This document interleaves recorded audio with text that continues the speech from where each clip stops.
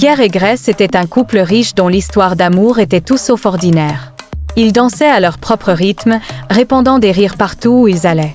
Leur relation était un mélange délicieux de malice et de folie, et leur lien était si fort qu'ils décidèrent de ne pas avoir d'enfants, croyant que des enfants diminueraient l'amour qu'ils avaient l'un pour l'autre. Pierre était un concessionnaire automobile prospère, et Grace était une coiffeuse professionnelle. Chaque jour après le travail, ils se retrouvaient pour vivre des aventures folles. Ils aimaient approcher des inconnus, se présenter et les inviter à se joindre à leurs escapades délirantes. Ils organisaient des jeux de vérité ou de défis, visitaient des boîtes de nuit et cherchaient de nouvelles personnes pour s'amuser avec eux.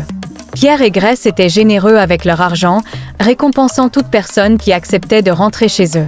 Parfois, ils recherchaient un homme, d'autres fois, ils choisissaient une femme. La rumeur courut rapidement à propos de ce couple fou qui aimait s'amuser avec les autres, et bientôt de nombreux hustlers voulaient être avec eux à cause de leur généreux paiement. Un jour, Grace ramassa une jeune hustler au bord de la route, mais lorsqu'ils la ramenèrent chez eux, elle ne se comporta pas comme ils l'avaient souhaité. Déçus, ils la renvoyèrent et décidèrent de choisir un homme à la place. Cette nuit-là, ils choisirent un homme nommé Samuel. Dès qu'ils le ramenèrent chez eux, leurs problèmes commencèrent. Grace et Pierre jouèrent à vérité ou défi avec Samuel, prirent quelques verres et s'amusèrent beaucoup. Mais après un moment, Samuel s'endormit, et quand ils essayèrent de le réveiller, il ne répondit pas. Ils essayèrent encore et encore, mais Samuel restait inerte. La panique s'installa. Incertains de ce qui s'était passé, ils décidèrent de prendre son corps et de l'enterrer quelque part. Ils conduisirent jusqu'à la périphérie de la ville, trouvèrent un endroit isolé, et enterrèrent Samuel. Sans qu'ils le sachent, quelqu'un se tenait à proximité, enregistrant toute la scène alors qu'ils rentraient chez eux.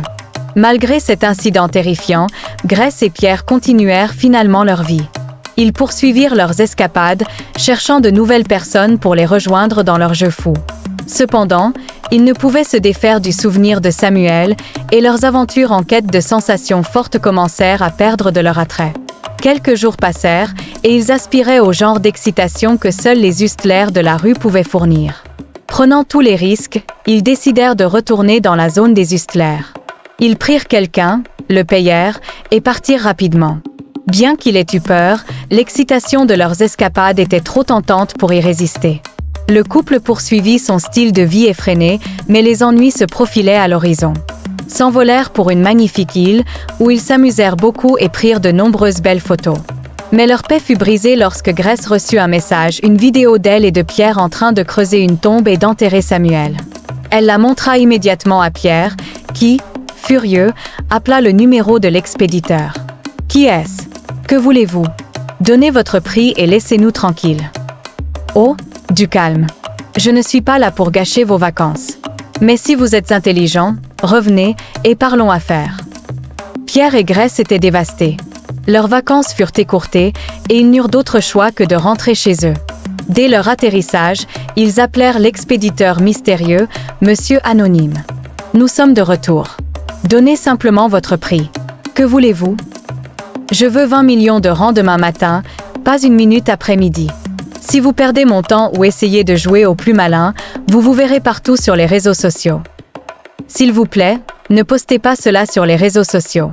Je vous promets que mon mari et moi apporterons l'argent demain matin. » Le lendemain, Grace et Pierre déposèrent l'argent comme indiqué.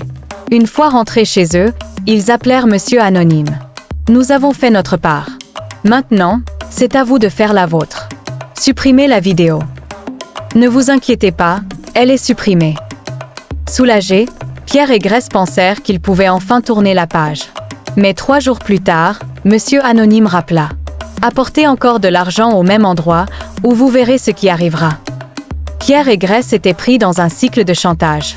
Ils continuèrent de livrer de l'argent, mais les demandes ne s'arrêtaient jamais. Monsieur Anonyme demandait toujours plus, poussant le couple dans un état de dépression.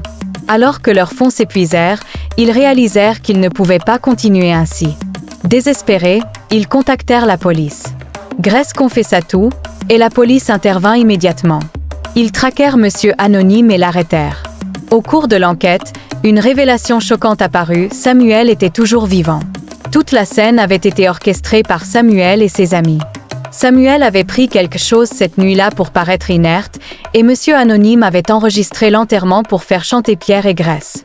Finalement, Samuel et ses amis furent condamnés à 5 ans de prison, et Pierre et Grace furent également arrêtés, passant 3 mois en prison. À leur sortie, Pierre et Grace se rendirent immédiatement à l'église, cherchant le pardon de Dieu. « Cher Dieu, s'il te plaît, pardonne-nous. Nous ne savons pas vraiment comment prier, mais nous allons apprendre. S'il te plaît, pardonne-nous et rapproche-nous de toi. » Pierre et Grace tournèrent la page. Ils se rapprochèrent de Dieu, se concentrèrent sur leurs affaires et décidèrent d'avoir un bébé. Lorsque leur enfant naquit, ils furent remplis de joie et dédièrent le bébé à Dieu. Leur lien devint plus fort et ils laissèrent derrière eux leur passé imprudent.